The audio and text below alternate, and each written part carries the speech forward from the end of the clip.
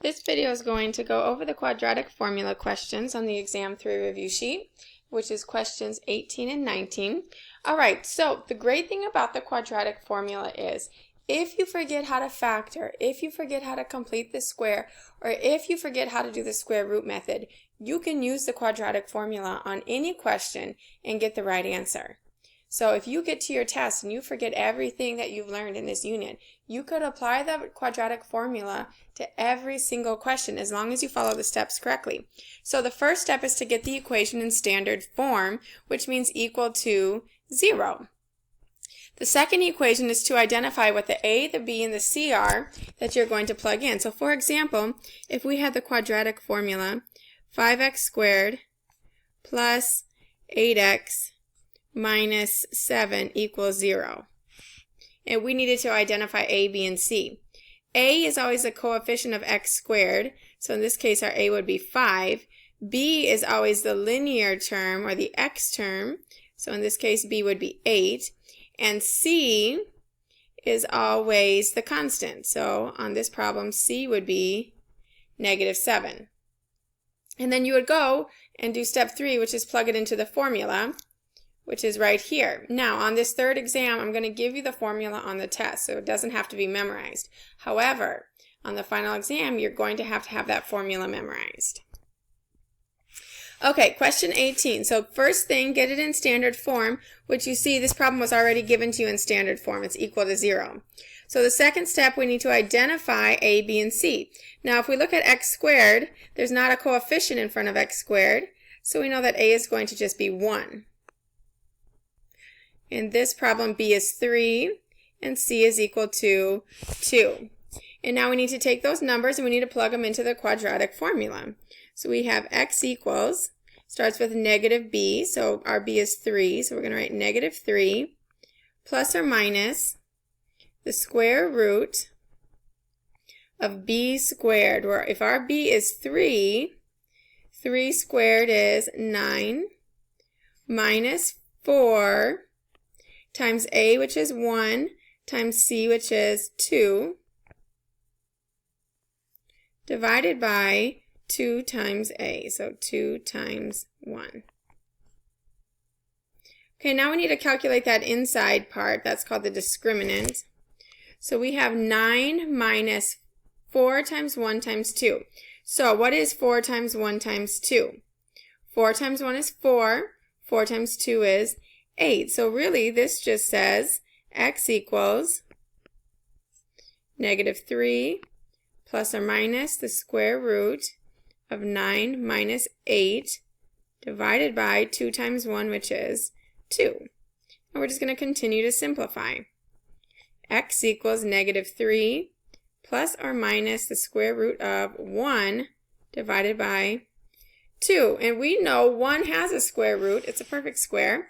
So the square root of 1 is 1. So now we can write x equals negative 3 plus or minus 1 divided by 2. Now we're going to work this out and get both of our answers. So we're going to work it out two ways. Once with a plus sign. That's going to give us one solution for x. And a second time with the subtraction sign, and that's going to give us our second solution for x. So on the first one, we have negative 3 plus 1, which is negative 2, divided by 2. So we know one of our solutions for x is negative 1. And on the second one, we have negative 3 minus 1, which is negative 4, divided by 2, which is negative 2. So now we found both solutions for x. X equals negative 1 and x equals negative 2. Alright, question number 19. Not quite as easy because the first thing we need to do is we need to get this thing in standard form, equal to 0.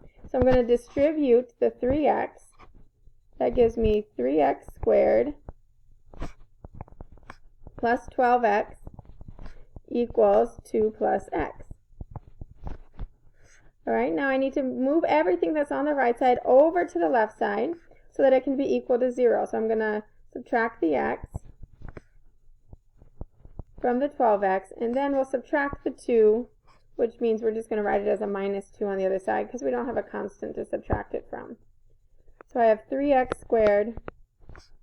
That gives me an 11x. Bring this over as a negative 2 equal to 0. Now we're in standard form and we can identify our a, b, and c. So we have a equal to 3, that's our coefficient of x squared. B equals 11, that's the coefficient of x. And c is equal to negative 2, that's our constant. And now that we have our a, b, and c identified, we can start plugging it into the quadratic formula.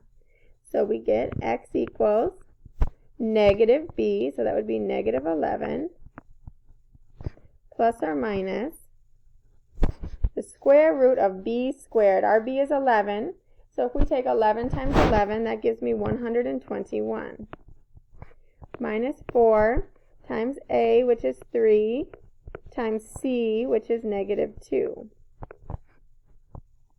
over 2 times a. So 2, and our a is 3. And we continue to simplify. We have negative 11 plus or minus the square root of 121. Now let's multiply. 4 times 3, that's 12. 12 times negative 2, that's a negative 24. So we have a minus negative 24 divided by 6. Now we've talked about this several times this semester. We know minus negative really changes that to a positive. So we have 121 plus 24, and that is 145 divided by 6. Now we look at that number under the radical, 145. We ask if it has a perfect, if it's a perfect square. It's not. So we're going to be done with this problem. If it's not a perfect square, we're going to stop there. You don't need to go any further. That's it.